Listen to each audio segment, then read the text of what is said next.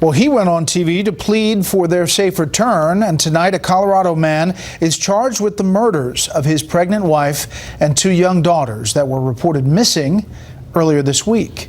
Chief Correspondent Jonathan Hunt has that story. Shanann, Bella, and Celeste, if you're out there, please, just come home. That was Christopher Watts the day after his wife and daughters disappeared, begging for information on their whereabouts. The missing lady and her kiddos. But according to police in the small Colorado town of Frederick, Christopher Watts knew at that point exactly what had happened to his pregnant wife, Shanann, and 2 daughters, Bella, aged 4, and Celeste, just 3 years old. Watts, the police say, had killed them all and dumped the bodies. This is absolutely the worst possible outcome that any of us could imagine. Shanann Watts arrived home from a business trip at 2 a.m. Monday morning. By that afternoon, a friend had reported her missing.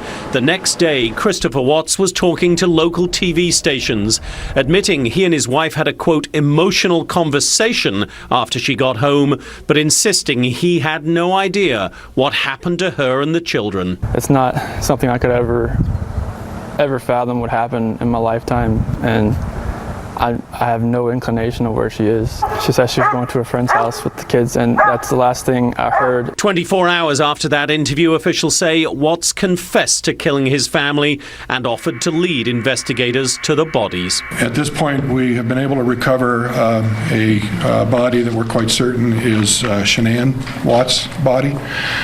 We have strong reason to believe that we know where the bodies of the children are. Christopher Watts made his first court appearance at a bond hearing today. He was ordered held without bail. Officials say they will file formal charges against him by Monday.